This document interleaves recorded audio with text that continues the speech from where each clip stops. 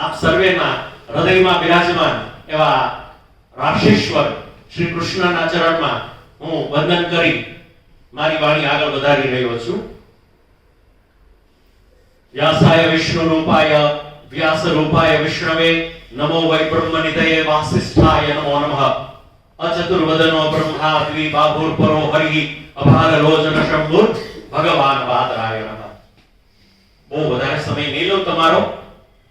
આ પુસ્તકનો પરિચય એ મારા માટે પરિચર્યા છે, મારા માટે એ પ્રદિક્ષણા છે, અને મારા માટે જે પુષ્પદંત કહી રહ્યા છે મમ ત્વેતામ વાણીમ ગુણ કથન પુણ્યેન ભવતઃ પુના નિત્યર્થેસ્મિન પુરમથન બુદ્ધિર વ્યવસ્થિતા.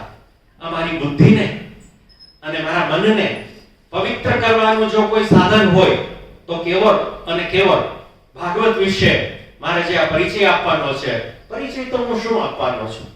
આ એક એવું વિશાળ આકાશમય, એક એવું વાંગમય સ્વરૂપ છે. તેનેયમ વાંગમયી મૂર્તિઃ પ્રત્યક્ષા વર્તતે હરેઃ. હરેઃ પ્રત્યક્ષા મૂર્તિઃ વાંગમયી અસ્તિ. અને એ કેવું છે તો કે સેવનાથ, જેના સેવનથી, શ્રવણાત, પાઠાત અને દર્શનાત પાપનાશિની. બસ આટલી ચાર વસ્તુ છે. એ સેવન કરવાથી, શ્રવણ કરવાથી, પાઠ કરવાથી અને એના કેવળ દર્શન કરવાથી માત્ર આપણા પાપનો નાશ કરે છે. હમણાં જ આપણા માનનીય વિશેષ સાહેબે આના વિશે જે વાત કરી, કળિયુગની વાત કરી, આપણું જે બિહેવિયર છે, આપણે એમ કે પુરાણ, એ પુરાણ કેવી રીતે અત્યારના સાપેક્ષ, અત્યારના કરંટ સમાજની અંદર how it is applicable. તો મને તો એટલું બધું સરસ લાગશે. અમે એકવાર વિરેન્દ્રભાઈ સાહેબે અમારા ઘરે વાત કરી હતી. બહુ એક સરસ નાનો મજાનો પ્રસંગ લઈને હું વાત મારી શરૂ કરવા માંગુ છું.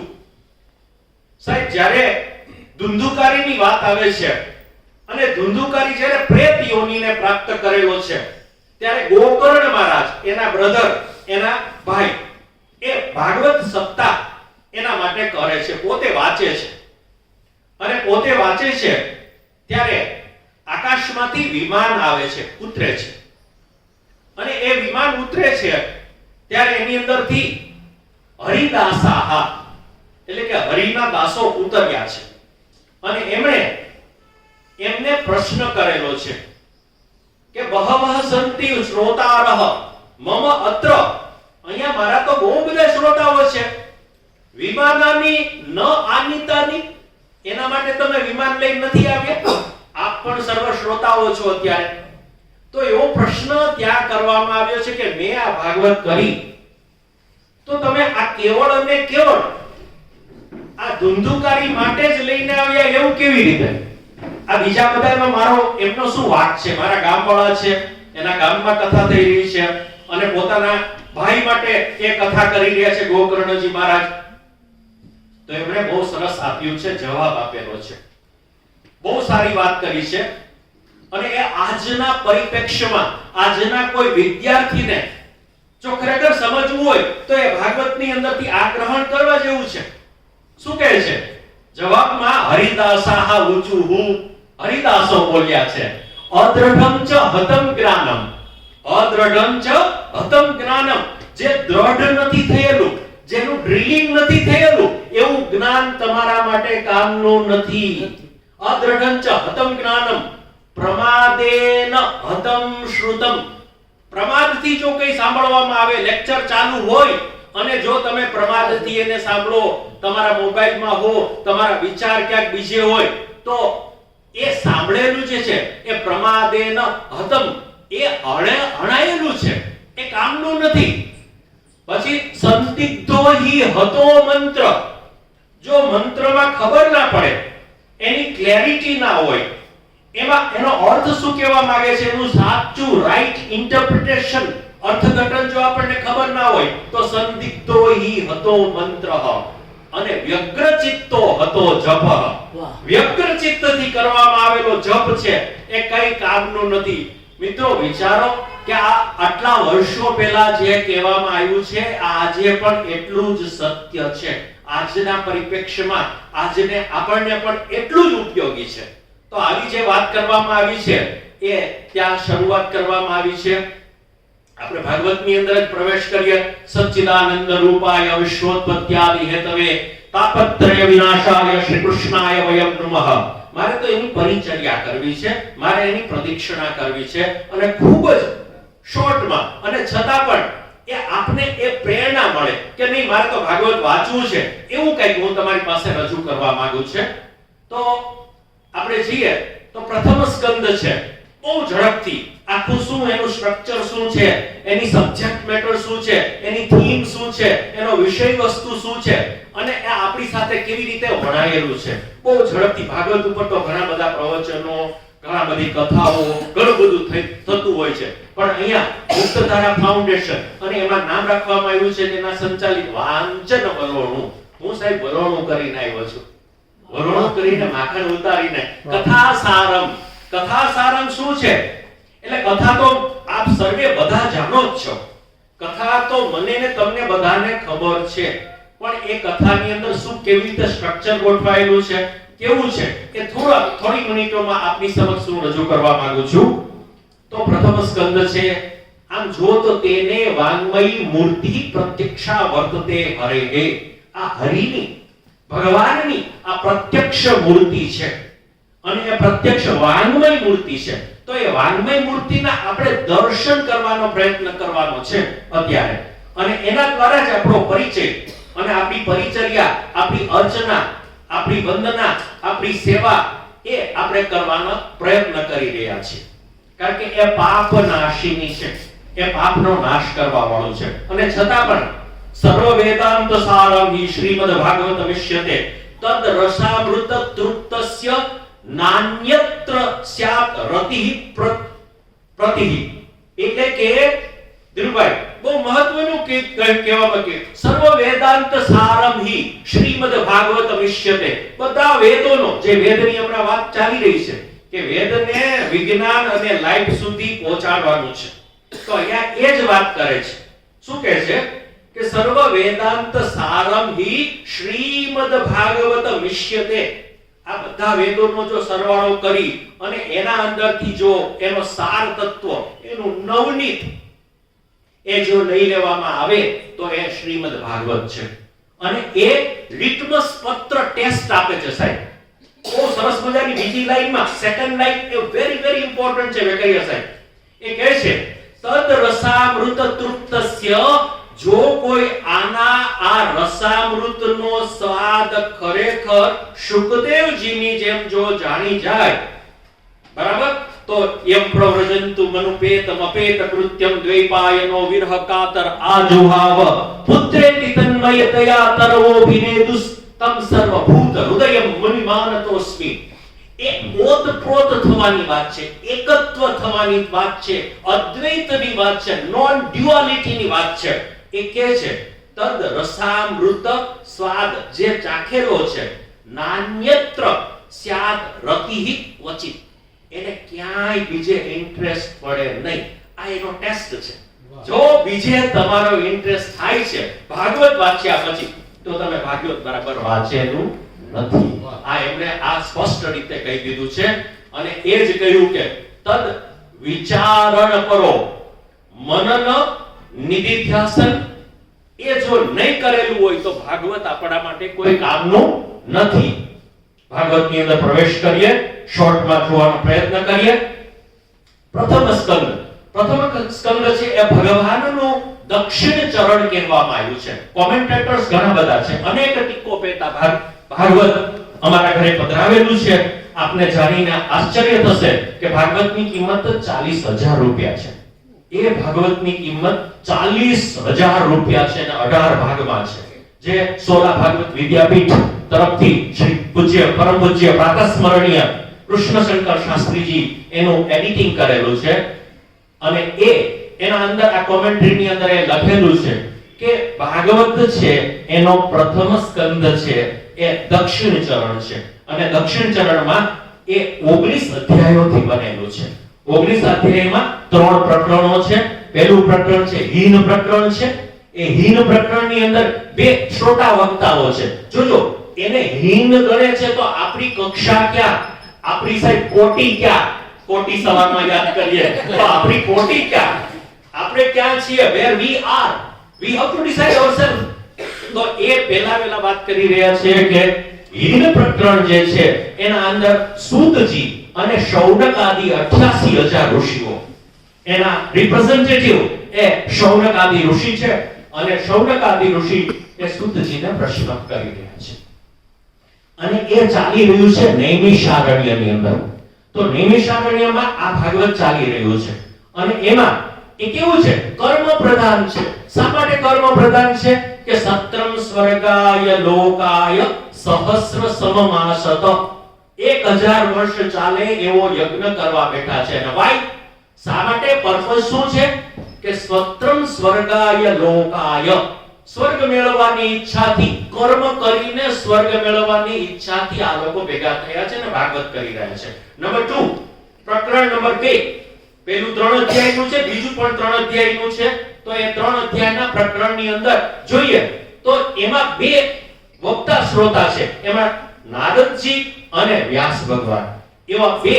અને એ ચાલી રહ્યું છે શમ્યાપ્રાશની અંદર, જ્યાં માન ગામ છે, જ્યાં બદ્રી કેદારેશ્વર થી ઉપર ત્યાં માના ગામ છે. તો ત્યાં આ ચાલી રહ્યું છે સરજી. અને ત્રીજું પ્રકરણ જે છે એ ગંગા નદીના કિનારા ઉપર ચાલી રહ્યું છે અને એના અંદર પણ 13 અધ્યાયો છે. 3, 13, 19 અધ્યાયોથી બનેલું છે. ગંગા નદીના કિનારા ઉપર જે છે એના અંદર શુકદેવજી એ વક્તા છે, શ્રી શુકદેવજી, અને શ્રોતા તરીકે છે એ ચક્રવર્તી રાજા પરીક્ષિત છે. તો આવી રીતે આ પ્રથમ સ્કંદ છે ભગવાનનું દક્ષિણ ચરણ છે અને એના અંદર શરૂઆતની અંદર સત્યમ પરમ ધીમહિ, આ સત્યમ પરમ ધીમહિને આપણે થોડું જોઈ લઈએ, થોડું જોવાનો પ્રયત્ન કરી લઈએ. સાહેબ, આપણા જીવનની અંદર 3 પ્રકારના ટ્રુથ્સ, 3 પ્રકારના સત્યો, ઋત સત્યમ, સત્યમ વદિષ્યામિ, ઋતમ વદિષ્યામિ, તન્મામવતુ, તદ વક્તારમવતુ, તદ શ્રોતારમવતુ. તો એ સત્ય કેવું હોઈ શકે? પહેલું છે, આપણને બધાને ખબર છે, એવું છે સત્ય વ્યાવહારિક સત્ય. વ્યાવહારિક સત્ય, વ્યાવહારિક સત્ય છે એ આપણે વ્યવહાર કરીએ છીએ, જેના દ્વારા પ્રેક્ટિકલી આપણે કામ કરીએ છીએ. એ બીજું છે, એને કહેવામાં આવે છે પ્રાતિભાષિક સત્ય. એટલે કે ફોર એક્ઝામ્પલ, સાવ સિમ્પલી તમને સમજાવી દઈએ તો મૃગજળ છે, એનું અસ્તિત્વ છે અને નથી. It looks like appearance and illusion. એવું જે છે દેખાય છે પણ નથી, એને કહેવામાં આવે પ્રાતિભાષિક સત્ય. અને આ બંનેનું જે અધિષ્ઠાન છે એ છે પારમાર્થિક સત્ય અથવા પરમ સત્ય. તો અહીંયા ભાગવતનો મુખ્ય વિષય છે પરમ સત્ય અને એ પરમ સત્યનું અમે ધ્યાન કરીએ છીએ. તો પરમ સત્યની વાત કરવામાં આવી છે. પરમ સત્ય શું છે એના માટેનો ક્વેશ્ચન થઈ રહ્યો છે, એના માટેની વાતચીત ચાલી રહી છે. કારણ કે વ્યવહાર પ્રાતિભાષિક સત્યનું અધિષ્ઠાન છે એ વ્યવહારિક સત્ય છે અને વ્યવહારિક સત્યનું અધિષ્ઠાન છે એ પરમ સત્ય છે. તો એ પરમ સત્ય અથવા પારમાર્થિક સત્ય, પારમાર્થિક સત્યનો બિલકુલ સિમ્પલી જો આપણે અત્યારે જોવા જઈએ, વિદ્યાર્થીને કહી રહ્યો છું, જે લાસ્ટ છે, જેના પછી કઈ અપરમ નથી, જેના પછી કોઈ આગળ છે નહીં, જે અલ્ટિમેટ રિયાલિટી છે, ધેટ ઇઝ પરમ સત્ય. તો એ પરમ સત્ય કેવું હોય અને એની વાત આગળ વધારતા જ્ઞાન, કારણ કે એનું જ્ઞાન આપણને હોવું જોઈએ. તો બીજો સ્કંદ છે એ જ્ઞાન લીલા કહેવામાં આવે છે. તો એ જ્ઞાન લીલા અથવા સાધન લીલા કહેવામાં આવે છે. આના અંદર 10 અધ્યાયો છે. પહેલામાં 19 અધ્યાયો હતા, આની અંદર 10 અધ્યાયો છે. 3 પ્રકરણમાં વહેંચાયેલું છે. જ્ઞાન આપણે કેવી રીતે અર્જિત કરી શકીએ, આપણા જીવનમાં અર્જિત કેવી રીતે કરી શકીએ? તો નંબર 1, સૌથી મહત્વની જો આપણા પાસે સાધન હોય તો એ છે ધ્યાન. ધ્યાન એવું છે ને કે જેનું ધ્યાન તમે કરશો એ વસ્તુ તમારી પાસે આવી જશે. તો પહેલા પ્રકરણનું નામ આપવામાં આવ્યું છે ધ્યાન, જે 2 અધ્યાયથી બનેલું છે. બીજું પ્રકરણ છે હૃદ પ્રસાદ, હૃદયનો પ્રસાદ. જો તમે યોગ્ય રીતે ક્યાંય પણ કોન્સન્ટ્રેશન કરી શકશો તો તમારા હૃદયનો પ્રસાદ, તમારી પ્રસન્નતા એ આપમાં આવશે. અને પ્રસન્નતા જ્યારે આવશે, પ્રસન્ન ચિત્તાસુ યાસોહ બુદ્ધિ પર્યવતિષ્ઠતે, એની બુદ્ધિ છે એ શાંત થઈ જાય છે, એ વ્યવસાયિકા બુદ્ધિ થઈ જાય છે. સાહેબ જે વીસી સાહેબ આપણને કહેતા હતા કે આ અત્યારના કળિયુગની અંદર આપણે how to lead our life, કેવી રીતે આપણે અલિપ્ત રહીને, કેવી રીતે આપણે જે જલ કમલવત કેવી રીતે રહી શકીએ ને છતાંય બધા વ્યવહારો આપણે કરી શકીએ. તો આવી વ્યવસાયિકા બુદ્ધિ એ પ્રસન્ન હૃદય હશે તો જ થઈ શકે. કારણ કે હૃદય આપણને છે મન ઉપર હાવી થઈ જાય તો આપણને આપણું બુદ્ધિ કામ કરતી નથી. એટલે હૃદ પ્રસાદ એ નામનું 2 અધ્યાયથી બનેલું એક પ્રકરણ છે. અને એના પછીનું ત્રીજું પ્રકરણ છે એ છે મનન, જેને વિમર્શ કહેવામાં આવે છે. આ બહુ પર્ટિક્યુલરલી આ સ્ટ્રક્ચર એટલું બધું સુંદર છે, એટલું બધું સુંદર છે. અંદરનું તમે વરોણું કાઢીને એ અંદરનું સ્ટ્રક્ચર તમને સમજાવવાનો પ્રયત્ન કરી રહ્યો છું. વાર્તા તો આપણે બધા જાણીએ છીએ, આપણને ખબર છે. તો એ મનન નામનું છે એને વિમર્શક એવું નામ આપવામાં આવ્યું છે. અને એમાં 2 પેટા વિભાગો છે. એક છે ઉત્પત્તિ અને બીજું છે ઉપપત્તિ. હવે ઉપપત્તિમાં ભગવાને વાત કરી છે, બ્રહ્માજીને ઓર્ડર મળેલો છે, જોજો how to work in our on life. આ આપણને ક્યાં એપ્લિકેશન આપણે કરી શકીએ આ જ્ઞાનની. રિસન્ટમાં કરંટની અંદર સાપેક્ષ એ સામયિક કેમ છે, સામયિક ઇન્ટરનોટેડ કોમાસ. તો એ સામયિક કેવી રીતે છે?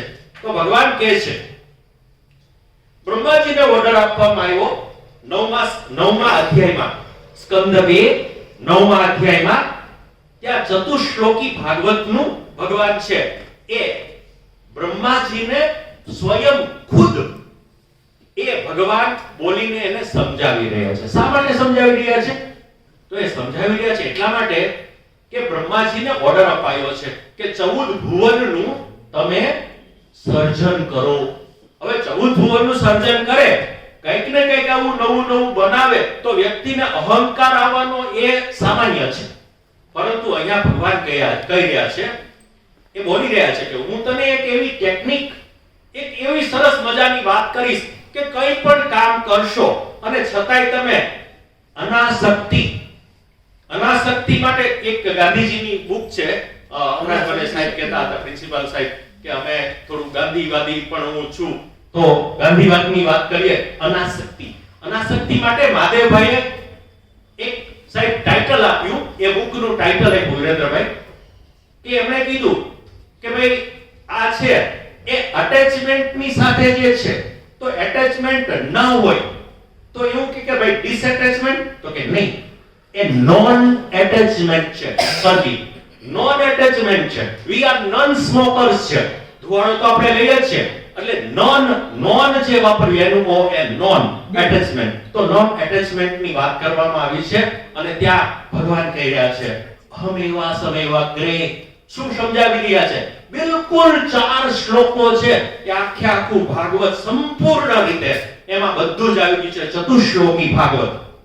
અહમેવા સમેવા ગ્રે નાન્યત યત સદસત્પરમ પશ્ચાદ અહમ યદે તચ્ચ યો શિષ્યેત સોસ્મ્યમ ઋતેર્થમ યત પ્રતિયેત ન પ્રતિયેત ચાત્મની તદ વિદ્યાદાત્મનો માયમ યથા ભાસો યથા. તમારે ભાઈ તારે કાઈ મેળવવાનું જ નથી.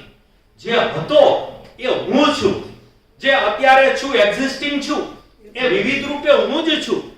અને જે રહેશે એ પણ હું જ છું. અહમેવા સમેવાગ્રે નાન્યત યત સદસત્પરમ પશ્ચાદ અહમ યદે તચ્ચ યો વશિષ્યેત યો અવશિષ્યેત. જે બાકી રહેશે એ અહમેવ ઋતેર્થમ યત પ્રતિયેત ન પ્રતિયેત ચાત્મની તદ વિદ્યાદાત્મનો માયામ યથા ભાસો યથા તમઃ. વાહ. યથા તમઃ યથા ભાસો. જેમ પ્રકાશ અને એ લાઇટ એન્ડ ડાર્કનેસ એ બે કોએક્ઝિસ્ટ કરે છે, એમ તમારા જીવનમાં પણ આવા ચડાવ ઉતાર ફ્લક્ચ્યુએશન્સ આવશે. પણ એને તાબે નહીં થતા. Don't yield to strive to seek to find and not to yield. યુલિસિસ સાહેબ, યુલિસિસ કહ્યો છે જ્યારે એની યાત્રામાં નીકળ્યો છે ઓડિસી, અને એ કહ્યો છે to strive to seek to find and not to yield. એટલે આ not to yield જે છે એ જ વાત આમાં સ્પષ્ટ રીતે કરવામાં આવી છે. તો આવું, અને છેલ્લે કહે છે આ ચતુશ્લોકીમાં કે ઋતેર્થમ યત પ્રતીયત ન પ્રતીયત ચાત્મની તદ વિદ્યાદાત્મનો માયમ યથા ભાસો યથા તમઃ યથા મહાંતિ ભૂતાની ભૂતેષુ ચાવચેશ્વનો પ્રવિષ્ટાન્ય પ્રવિષ્ટાની તથા તેષુ ન તેષ્વમ એતાવદેવ જિજ્ઞાસ્યમ.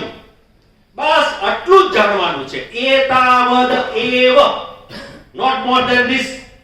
એતાવદેવ જિજ્ઞાસ્યમ. તત્વ જિજ્ઞાસુ જે લોકો છે જેને તત્વની જિજ્ઞાસા અથાતો બ્રહ્મ જિજ્ઞાસા જન્માદ્યસ્ય યતઃ, જેને આવી ઈચ્છા છે, બ્રહ્મસૂત્રની વાત કરવામાં આવી છે.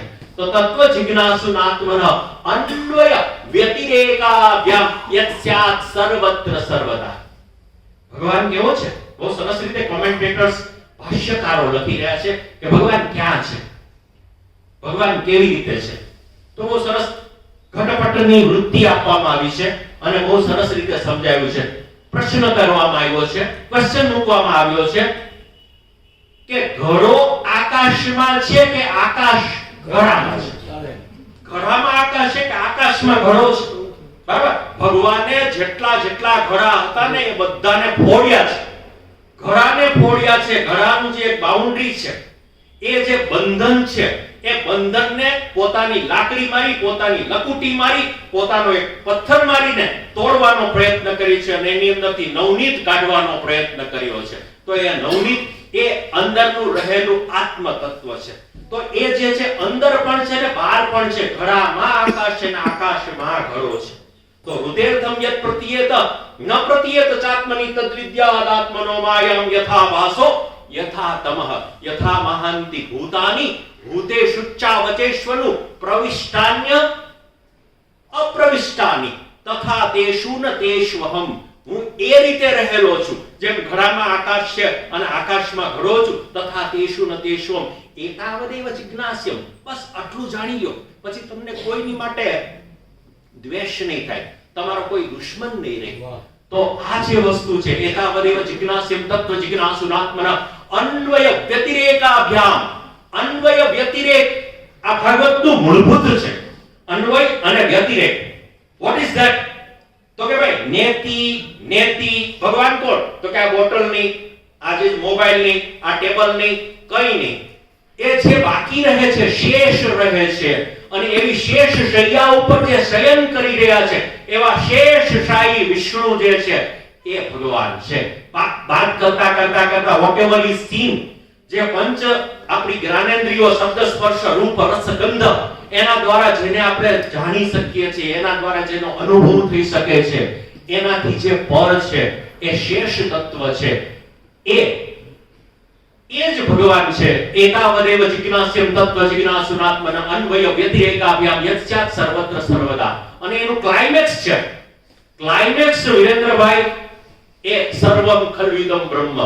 આ બધું જ બ્રહ્મ છે. નેતિ એનું પહેલું પગથિયું છે અને છેલ્લું પગથિયું સર્વમ ખલ્વિદમ બ્રહ્મ. ઓલ્ધો ઇટ લુક્સ ઓપોઝિટ, એ કોન્ટ્રારી લાગે છે, પણ ખરેખર બિગિનિંગ એ નેતિ છે. નેતિ છે, આ વેદ વધે છે, મારું ચિતડું ત્યાં જાવા કરે છે. તો આ જે નેતિ છે ત્યાંથી શરૂઆત કરીને સર્વમ ખલ્વિદમ બ્રહ્મ એની જે વાત કરવામાં છે, ઉપપત્તિમાં વાત કરવામાં આવી છે. ત્રીજા સ્કંદની અંદર પ્રવેશ કરીએ. ત્રીજો સ્કંદ છે એ સર્ગલીલા છે. સર્ગલીલાની અંદર ટોટલી 33 અધ્યાયો છે અને 33 અધ્યાયોની અંદર 6 પ્રકરણો છે. 6 પ્રકરણની અંદર પહેલું અધિકાર. આપણે આ સમજવું છે, ક્રિએશન સમજવું હશે તો પહેલો અધિકાર પ્રાપ્ત કરવો પડશે. એના 4 અધ્યાય છે. ત્યાર પછી ગુણાતીત સૃષ્ટિના 2 અધ્યાયો છે. પછી સગુણ સૃષ્ટિ છે એના 3 અધ્યાયો છે. ત્યાર પછી કાલ સૃષ્ટિ છે એમના 2 અધ્યાયો છે. જીવ સૃષ્ટિ છે એના 9 અધ્યાયો છે અને તત્વ સૃષ્ટિ છે એના 13 અધ્યાયો છે. આવી રીતે ટોટલ મળીને 4 2 3 2 9 13 એવી રીતે થઈને 33 અધ્યાયોથી આ સર્ગલીલા એ કહેવામાં આવે છે. અને ભગવાનનું દક્ષિણ બાહુ એટલે કે જમણો હાથ એમનો છે હવે ડાબા હાથ તરફ, ડાબો હાથ એ ભગવાનના ડાબા હાથનો ખેલ છે. શેનો ખેલ છે? વિસર્ગ. વિસર્ગ એટલે ફરીથી એને ડિઝોલ્વ કરવું, એને મૂકી દેવું અને એમાં વિશિષ્ટ પ્રકારનું ઉદ્ભવ કરવું. તો એ છે વિસર્ગ લીલા. વિસર્ગ લીલાની અંદર 31 અધ્યાય છે અને એ વિસર્ગ લીલા એ ભગવાનનો વામ બાહુ છે, વામ કર કમલ છે. આપણે આખા એક સરસ મજાનો ભગવાનનો એક વાંગમય વિગ્રહને પણ આપણે ઊભો કરતા જઈએ છીએ. તો આ જે છે એમાં ધર્મના 7 અધ્યાયો છે, જેમાં સતીની વાત કરવામાં આવી છે, જેમાં દક્ષ પ્રજાપતિ જ્યારે ડેક્સ્ટરિટી દક્ષતા આવે છે ત્યારે અહંકાર આવ્યા વગર રહેતો નથી.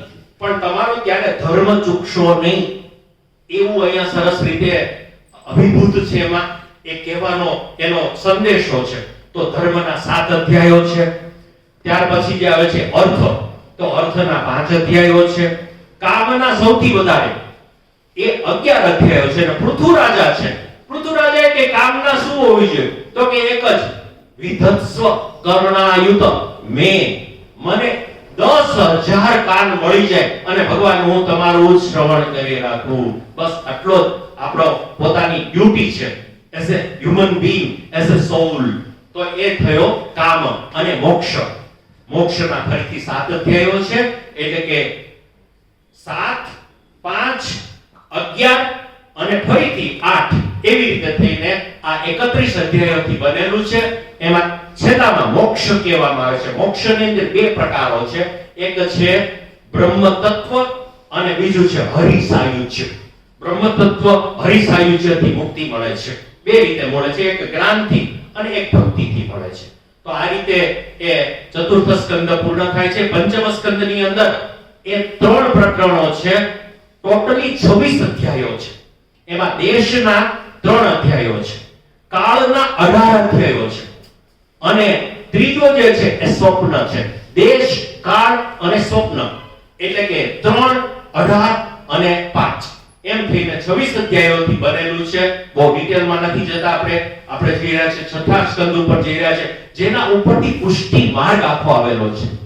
6થો સ્કંદનું નામ છે પુષ્ટિ લીલા, અનુગ્રહ લીલા, પોષણ લીલા. આના અંદર ટોટલી 19 અધ્યાયો છે. પ્રથમ સ્કંદના પણ 19 અધ્યાયો. તો અધિકારી 19 હોય તો એને ફળ પણ 19 પ્રકારના મળે છે. તો એને પોષણ પણ 19 પ્રકારનું મળે છે. એટલે 19 અધ્યાયો રાખવામાં આવેલા છે. પ્રથમ જે છે કેવી રીતે પુષ્ટિ મેળવી શકાય, આપણે ભગવાનથી સામીપ્ય, સાયુજ્ય, સાલોક્ય કેવી રીતે મેળવી શકાય, તો એના 3 રસ્તા બતાવવામાં આવ્યા છે અહીંયા પુષ્ટિની અંદર. અને એમાં પહેલું જે છે ફર્સ્ટ છે એ ચેપ્ટર છે ભગવન નામ સ્મરણ. ભગવન નામ સ્મરણથી તમે એની પાસે નજદીકી તમે જઈ શકો છો. તો એના છે 3 અધ્યાયો. ત્યાર પછી બીજું છે ભગવત સ્વરૂપ ધ્યાન. બીજું પ્રકરણ એનું છે ભગવત સ્વરૂપ ધ્યાન. 14 અધ્યાયથી બનાવેલું છે.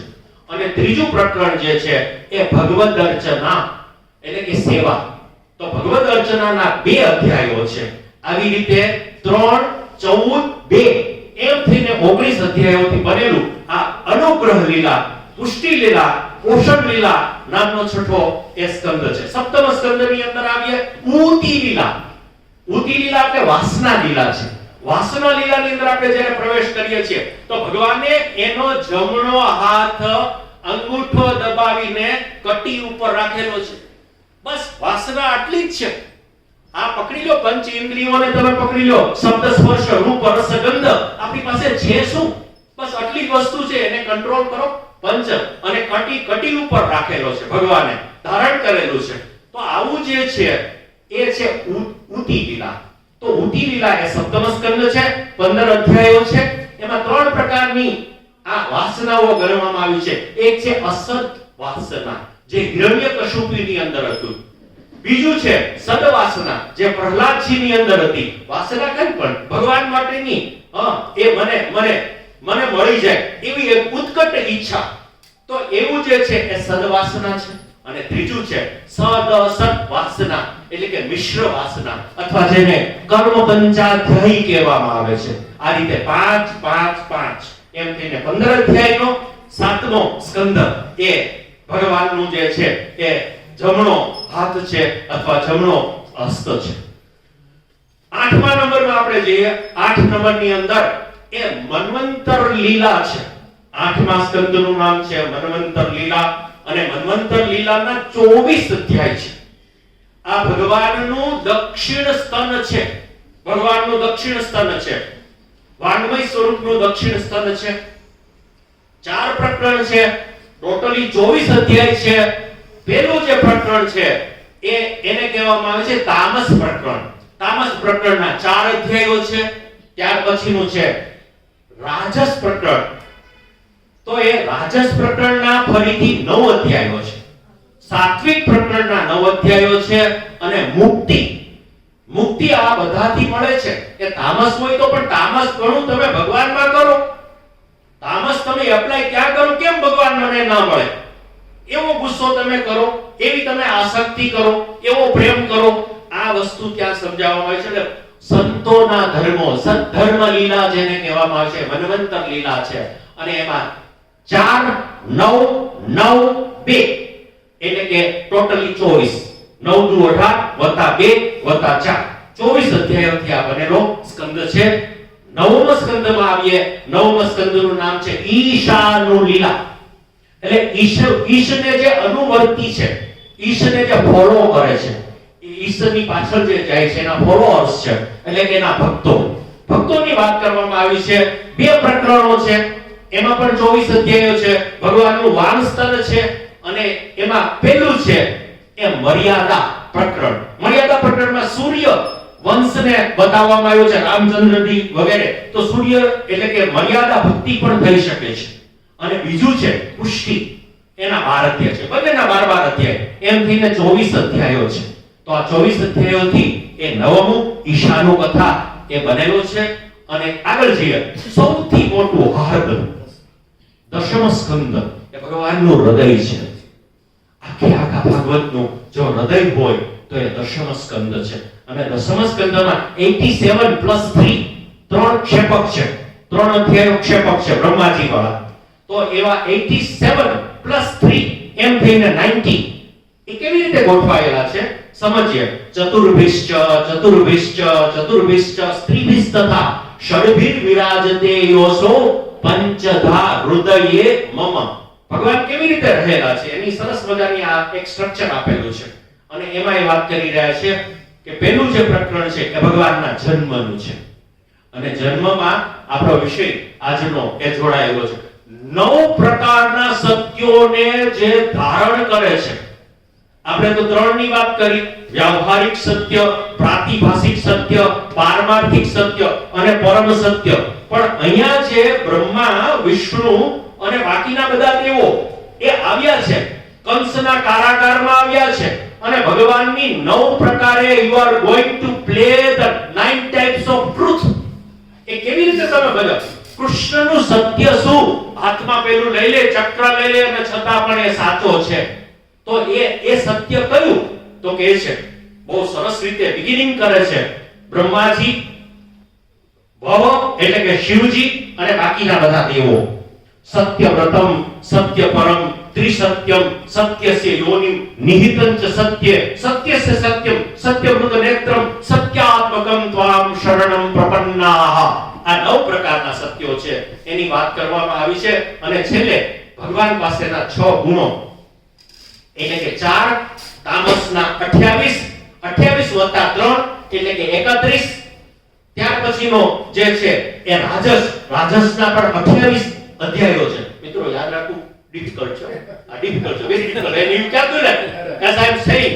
કેલ્ક્યુલેટ કરજો તમે. 4 જે છે એ જન્મના છે, 28 + 3 એ છે સાત્વિકના છે, તામસના છે. ત્યાર પછી રાજસના 28 છે અને ત્યાર પછી 21 અધ્યાયો છે એ છે સાત્વિકના છે. એટલે ચતુર્ભિશ્ચ ત્રિભિશ્ચ તથા ષડભિર વિરાજતે યોશો પંચધા હૃદયે મમ. આવી રીતે ભગવાન મારા હૃદયમાં ષડ ઐશ્વર્ય સંપન્ન છે, જેની પાસે પૂર્ણતયા છે. મારી ને તમારી પાસે છે ઐશ્વર્યસ્ય સમગ્રસ્ય ધર્મસ્ય યશઃ શ્રિય જ્ઞાન વૈરાગ્ય યોશ્ચૈવ શરણામ ભગ ઇતિ નના. આ 6 ગુણો જેનામાં રહે છે, ધેટ ઇઝ કોલ્ડ ભગ. અને ભગવાન આ ભગવાન છે. તો કોણ? ઐશ્વર્ય સે સમગ્રસ્ય ધર્મ યશઃ શ્રિયઃ જ્ઞાન વૈરાગ્ય. આ જેની અંદર પૂર્ણતયા એની ક્લાઇમેક્સમાં છે, જેના અંદર ડ્વેલ કરે છે, જેના અંદર નિહિત છે, જેના અંદર રહેલું છે, સિપિલિસ્ટ છે, એવું જે તત્વ છે, પરમ તત્વ છે, અલ્ટિમેટ રિયાલિટી છે, એ ભગવાન છે. આવી જે વાત કરવામાં આવી છે એ હૃદયની અંદર, અને એના અંદર પણ બીજું જે રાજસ પ્રકરણ છે, આપણે બધા રાજસની અંદર આવીએ છીએ. કોમેન્ટેટર્સ એવી રીતે કહે છે રાજસમાં સૌથી મહત્વનું છે ગોપી ગીત.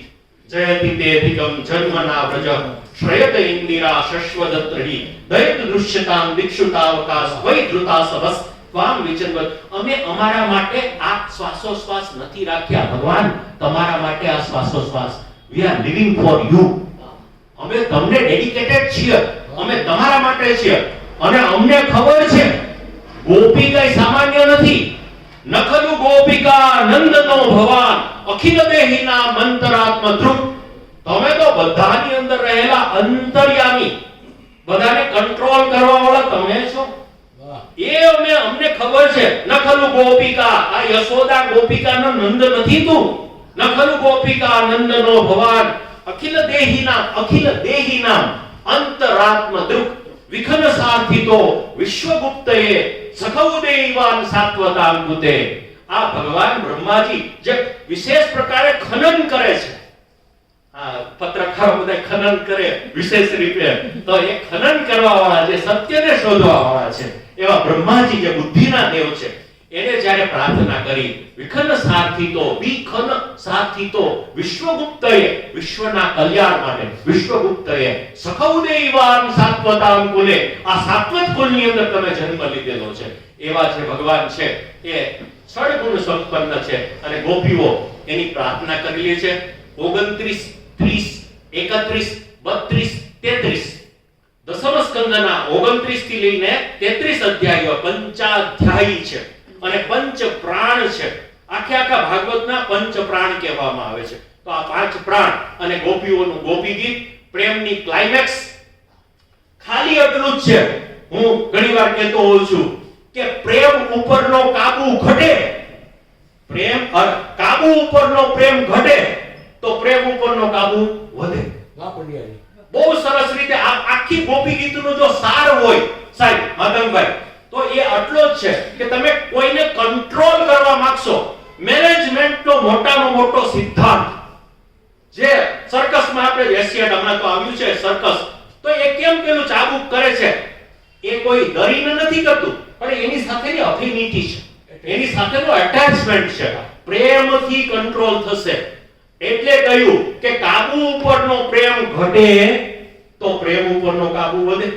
વાહ, બહુ સરસ રીતે આ મેનેજમેન્ટનો આના જેવો એક પણ સિદ્ધાંત નથી.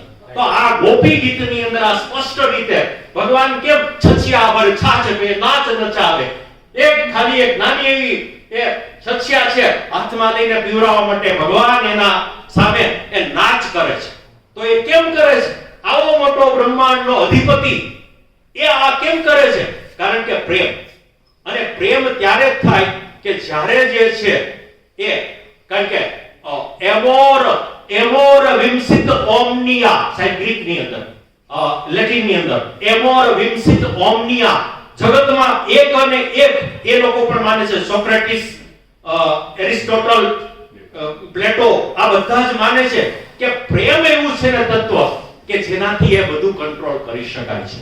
તો પ્રેમ એ કેવી રીતે છે એને સાર્થક કરતી આ ગોપી ગીત છે. 11મા સ્કંદમાં આવ્યા. 11મા સ્કંદની અંદર એને મુક્તિ લીલા કહેવામાં આવે છે. અને મુક્તિ લીલાની અંદર ટોટલી 31 અધ્યાયો છે. 31 અધ્યાયમાં બે પ્રકરણો પડે છે. ભગવાનનું મસ્તક છે, લલાટ છે, અને એના અંદર પહેલું જે પ્રકરણ છે એને કહેવામાં આવે છે જીવ મુક્તિ. તો જીવ મુક્તિની અંદર 29 અધ્યાયો છે. અને બીજું જે પ્રકરણ છે એને કહે છે બ્રહ્મ મુક્તિ, એટલે કે એના 2 જ અધ્યાયો છે. એમ થઈને 31 અધ્યાયો થાય છે. બ્રહ્મ મુક્તિમાં બે વસ્તુ છે. સાહેબ સવારે બોલ્યા, માનનીય વીસી સાહેબ બોલ્યા, એમાં એ જે બે પ્રકરણનું નામ જ આપવામાં આવ્યું છે સાહેબ, કે એકમાં છે મમતા ત્યાગ અને બીજું છે અહંતા. કારણ કે મમતા એ જ અહંતા ઊભી કરે છે. તો આ બંનેનો ત્યાગ થાય અને પછી તમે વર્ક કરો, સાહેબ કહેતા હતા એ તો તમારું વર્ક છે એ અનાસક્ત છે, નોટ એટેચ્ડ છે, અને યુ આર નોટ કર્મ, એમને લેપાયમાન નથી થતું. હા, નહીં ત્રીસુ લોકેશુ, મારે તો કઈ કામ છે જ નહીં ભગવાન છે, અને છતાં આઈ એમ વર્કિંગ. વાય યદ યદાચરતિ શ્રેષ્ઠ તદ તદેવેતરોજન યદ સહ પ્રમાણમ કુરુતે તદ લોકસ તદનુ વર્તતે. લોકો એ પ્રમાણે એને ફોલો કરશે. એટલે તમે એવું વર્તન કરો, એવું તમે જીવન જીવો કે જેથી કરીને બીજાને પણ પ્રેરણા મળે છે. તો અહીંયા આ મુક્ત એમાં અહંતા ત્યાગ અને મમતા ત્યાગ એવા બે પેટા વિભાગો કરીને 31 અધ્યાયથી આ 11મો સ્કંદ પૂરો કરવામાં આવે છે. અને છેલ્લો, કારણ કે ભાગવતની અંદર જે 10 લક્ષણો કહેવામાં, 10 લક્ષણ લક્ષિત મહાપુરાણ છે, ખાલી પુરાણ નથી, પુરાણ છે. એમાં સર્ગશ્ચ વિસર્ગશ્ચ વંશો ચરિતાની ચ. તો એ જે વાત કર 5 વસ્તુઓ, વંશો વંશાનુચરિતમ ચૈવ પંચ લક્ષણમ, આ પંચ લક્ષણ છે એને પુરાણ કહેવામાં. પણ અહીંયા ભાગવત એવું નથી, ભાગવત મહાપુરાણ છે. કેવું મહાપુરાણ? તો સુખદેવજી દ્વિતીય સ્કંદમાં પહેલા શ્લોકની અંદર 10મા અધ્યાયના પ્રથમ શ્લોકમાં કહી રહ્યા છે, અત્ર સર્ગો વિસર્ગશ્ચ સ્થાનમ પોષણમુદયઃ મનવંતરેશાનુ કથા નિરોધો મુક્તિરાશ્રય દશમસ્ય વિશુદ્ધ્યર્થમ નવાનામિહ લક્ષણમ. આ 10મું જે સમજાવવા માટે છે ને, આ 9 સ્કંદો કયા, વાહ, 10માને સમજાવવા માટે જ છે. આ બધું જે છે ઇન્ટ્રોડક્ટરી છે. મારે તો કેવળ દ્રઢઈન ચરણન કેરો ભરોસો, આ ભગવાનનો જે ભરોસો છે એ કોઈ મીરાને ક્યાં એવું, મીરાને જો સહેજે 0.01% ડાઉટ હોત તો મીરા ગયા હોત. પણ એને કીધું કે આ તો ભગવાનનો પ્રસાદ છે ને, મીરા ગટગટાવી ગયા. કાઈ થયું નહીં. કેમ?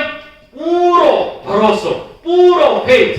તો એ ભરોસા માટેનો, એ વિશ્વાસ માટેનો, એ આશ્રય માટેની જે વાત છે એ 12મા સ્કંદમાં કહેવામાં આવી છે. આમ જો તો પેલા બે અધિકાર અને સાધન અથવા જ્ઞાન, આ બે લીલાઓ છે ને ઇન્ટ્રોડક્ટરી છે. પછી સર્ગશ્ચ વિસર્ગશ્ચ સ્થાનમ પોષણમ ઉતય મન્વંતરેશાનુ કથા નિરોધો મુક્તિરાશ્રય.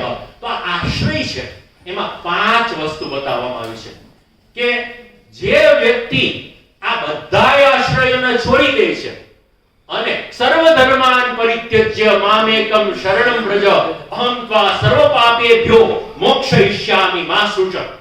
તો એની જે વાત કરવામાં આવી છે એ 12મા સ્કંદમાં કરવામાં આવી છે. અને ત્યાં એ કહી રહ્યા છે કે બેલું છે એ લોકો શેનો આશ્રય કરે. સામાન્ય રીતે જે ધાર્મિક કહેવાય છે, સો કોલ્ડ કમેન્ટેટર કહે છે, એને એક સરસ મજાના પહેલામાં મૂકેલા શબ્દોમાં મૂકેલું છે કે બેલું જે છે આ 13 અધ્યાયોથી બનેલું છે. છેલ્લું ચેપ્ટર 13 અધ્યાયોનું બનેલું છે. અને એમાં પહેલું જે છે, પહેલું પ્રકરણ છે એને કહે છે વેદાશ્રય. ભગવદ ગીતામાં કહે છે કે જે મારે આશ્રય આવે છે ને એને વેદની પણ જરૂર નથી, અને બીજી કોઈ વસ્તુની જરૂર નથી, કોઈ ઇન્સ્ટ્રક્શન્સની જરૂર નથી, કંઈ પણ કરે. ભગવાને સ્વયં વૃંદાનું પાતિવ્રત્ય ધર્મ તોડ્યું અને છતાં પણ એ ધર્મ ગણાયો. અને છતાં પણ એ ધર્મ વાય, કારણ કે optimum benefit of the maximum people, optimum benefit of the maximum people. આ જો તમારામાં હશે, તમારો વેસ્ટેડ ઇન્ટરેસ્ટ નહીં હોય અને તમે કંઈ પણ કોઈનું ખૂન પણ કરશો તો પણ એ તમારા ધર્મ ગણાશે, તમને એ બેનિફિશિયલ થશે, તમને પુણ્યનું અર્જન કરાવવા વાળું થશે. એટલે કે વેદ આશ્રય છોડો 2 અધ્યાયમાં. પછી કહે છે બીજું લોકાશ્રય. લોકો મને સબસે બડા રોગ ક્યાં કહેગે? લોક. તો એની વાત કરે છે કે લોકો જે છે, લોકાચાર છે, એને તમે છોડો. એ બીજો આશ્રય છોડાયો. ત્યાર પછી એને કહ્યું કે ભગવદ આશ્રય છે એ સેન્ટરમાં રાખીએ છીએ. તો ભગવદ આશ્રયના 3 અધ્યાયો કીધા. ત્યાર પછી એ ભગવદ આશ્રયને કેમ સમજવું? તો કે શબ્દ આશ્રય, એના પણ 3 અધ્યાયો છે. અને છેલ્લે અર્થ આશ્રય. જે અર્થ છે, અર્થ ઇકોનોમિક્સ અર્થ એવો અર્થ નથી એનો કે બાકીનું બધું જે છે ભગવાન સિવાયનું જે છે અનર્થકારી છે. ખાલી કારણ કે 15 તો લક્ષણો બતાવ્યા છે. ધન દોલત જે મેળવે છે એના 15 કેવા ખરાબ પેલું આપણી ઉપર થાય છે એવું આપણે અહીંયા લક્ષ્મીજી સ્વયં આવીને કહી રહ્યા છે કે મને તો સાચવવી, પહેલા તો મને ઉપાર્જન કરવી અઘરી, મને સાચવવી અઘરી, મને વાપરવી અઘરી, બધું જ અઘરું છે. તો એવું જે છે બધાને જ્યારે અર્થ ત્યારે છે why our life is meaningful છે. એ વેસ્ટર્ન કન્ટ્રીઝ ના હીગલ, કાન્ટ વગેરે બધા જે ફિલોસોફર્સ છે એ બધા મીનિંગ ઓફ લાઈફ ને શોધવાનો પ્રયત્ન કર્યો છે.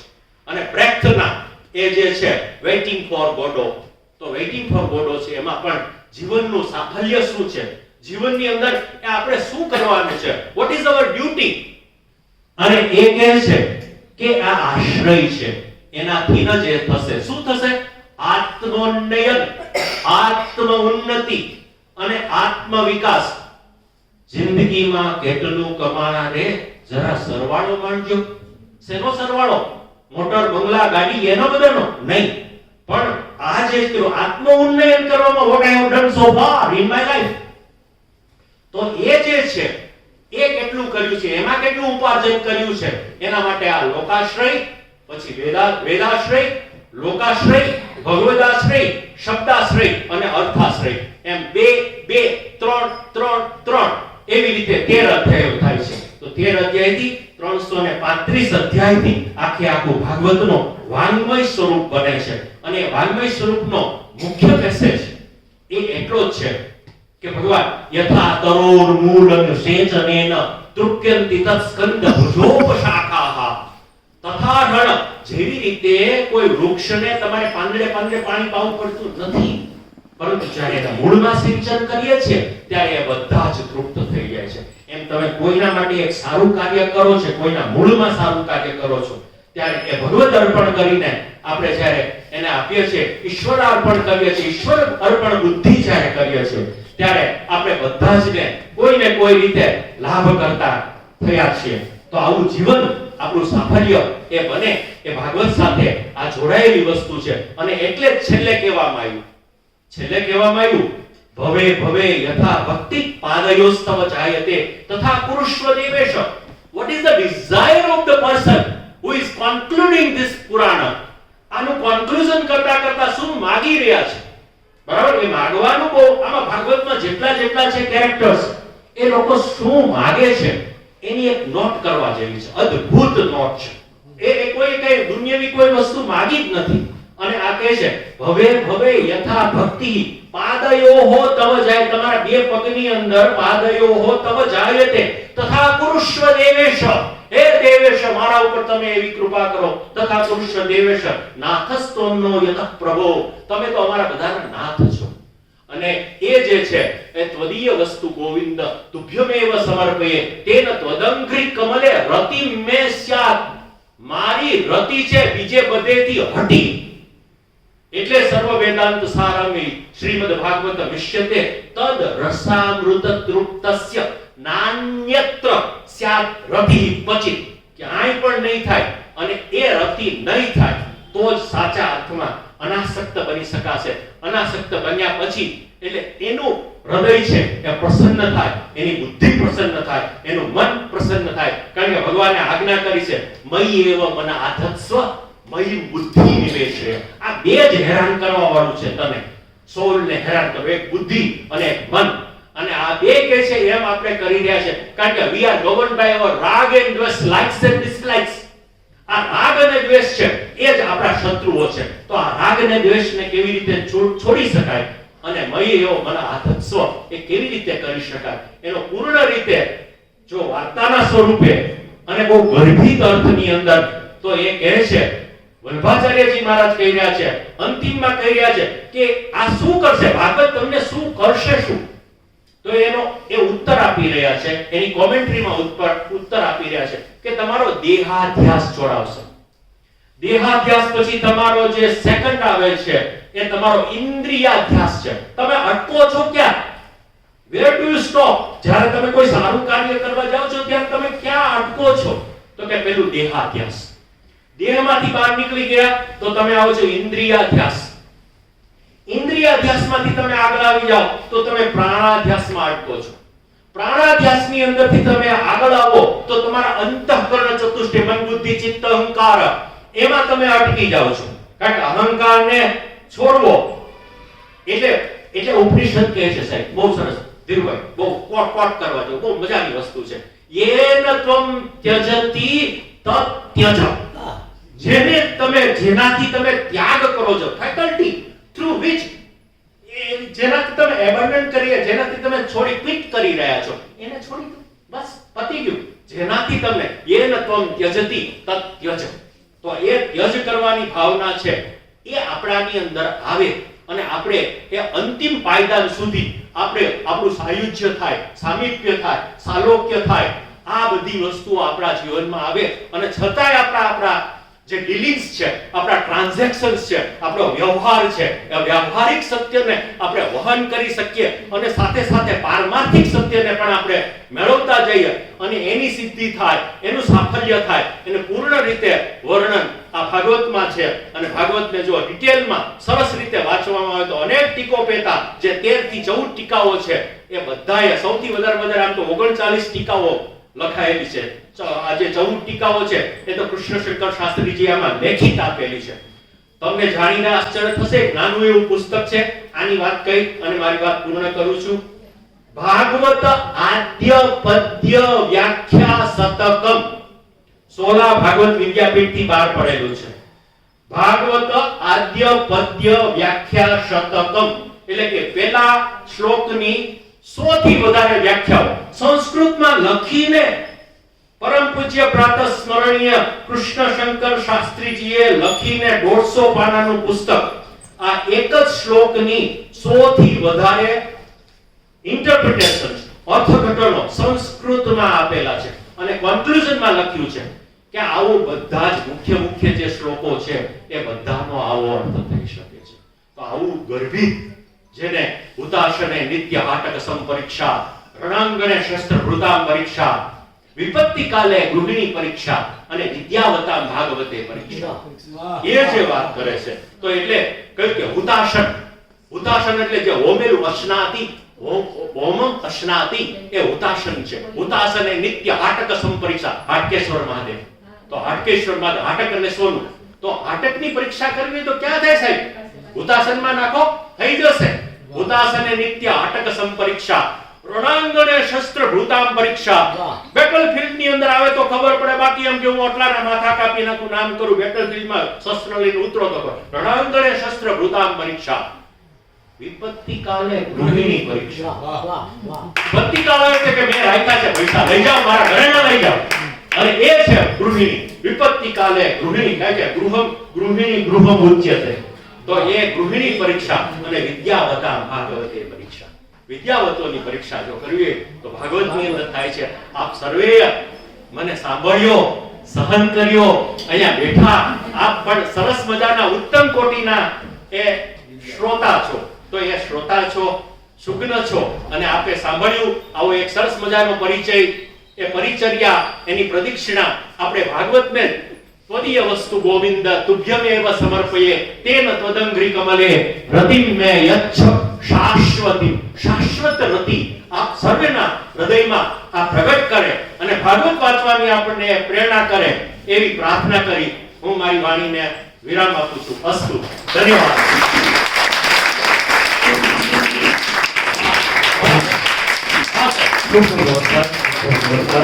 ભાગવત જેવા બહુ જ ગહન ગ્રંથને અલબત્ત આ ગહન જ હતું આપણે માટે, પણ એટલા બધા બી એમણે આપણને આપ્યા છે કે બીમાંથી આપણા મનમાં ઘણા બધા વૃક્ષો અને લીલોતરી ઉછે. આ અને સમગ્ર વિદ્યાર્થીઓ વતી, આ સંસ્થા વતી, પાંચનવમો વતી અને આ સમગ્ર લોકો બેઠા છે બધા વતી આપણે ખૂબ ખૂબ નમસ્કાર. ખૂબ ખૂબ નમસ્કાર. Thank you.